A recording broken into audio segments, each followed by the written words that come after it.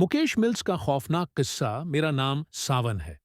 मैंने कुछ महीने पहले ही नेशनल इंस्टीट्यूट ऑफ इंजीनियरिंग से अपनी डिग्री पूरी की थी और अब नौकरी के लिए कई जगह आवेदन किया हुआ था। एक दिन मुझे मुकेश मिल्स से जॉब ऑफर आई। मैं नौकरी के लिए बेहद उत्सुक था, इसलिए मैंने तुरंत हां कर दी। आमतौर पर मेरी वहां दिन की शिफ्ट रहती थी, लेकिन एक रात जो व्यक्ति वहां नाइट ड्यूटी कर रहा था, उसकी अचानक तबीयत खराब हो गई, इसलिए उसकी शिफ्ट मुझे सौंप दी गई। उस रात वहां मेरे अलावा सिर्फ 2 सिक्योरिटी गार्ड थे, जो सिक्योरिटी रूम से मॉनिटरिंग कर रहे थे। मैं अपने कमरे में बैठकर काम कर रहा था। रात के लगभग 2 बज रहे थे।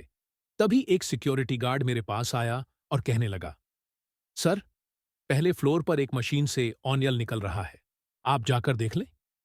यह कहकर वह वहां से चला गया। पहला फ्लोर। मैंने 5 मिनट बाद अपना काम खत्म किया और पहले फ्लोर की तरफ जाने लगा। रास्ते में वही सिक्योरिटी गार्ड मुझे दोबारा मिला और कहने लगा, सर, आप इतनी रात को ऊपर कहां जा रहे हैं? ऊपर के सभी फ्लोर तो लॉक हैं। मैंने उससे कहा, अभी तुमने ही तो मुझे बताया कि ऊपर किसी मशीन से ऑनियल निकल रहा है। गार्ड ने जवाब दिया, मैं तो अपनी सीट से हिला तक नहीं हूं। उसकी यह बात सुनकर मेरे मन में अजीब अजीब से ख्याल आने लगे। तो फिर जो गार्ड मेरे पास आया था, वह कौन था? रात के लगभग 3 बजे मुझे भूख लगने लगी। मैं किचन की तरफ गया। तभी मैंने देखा कि कोई ऊपर पहले फ्लोर की तरफ जा रहा है। मैंने उसे आवाज लगाई और कहा, ऊपर के फ्लोर लॉक हैं। लेकिन उसने मेरी बात पर ध्यान नहीं दिया और ऊपर चला गया।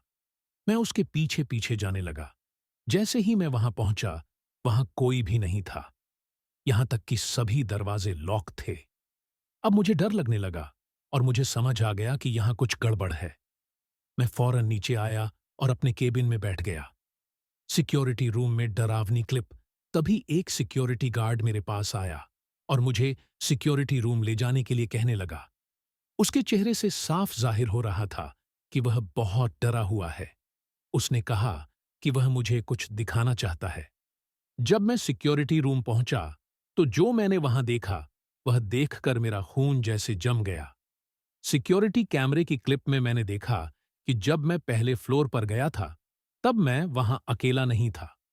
वहां एक औरत भी थी, जो बिल्कुल मेरे सामने खड़ी मुझे घूर रही थी। इतना ही नहीं, वह मेरे साथ साथ नीचे तक भी आई थी। खौफ का अंत इतना सब होने के बाद मैंने अगले दिन सुबह अपने मैनेजर को इस्तीफा दे दिया और उसे यह पूरी घटना बताई। आज भी जब मैं उस रात के बारे में सोचता हूं, तो कांपने लगता हूं। आखिर वह औरत कौन थी और वह मुझे क्या दिखाना चाहती थी?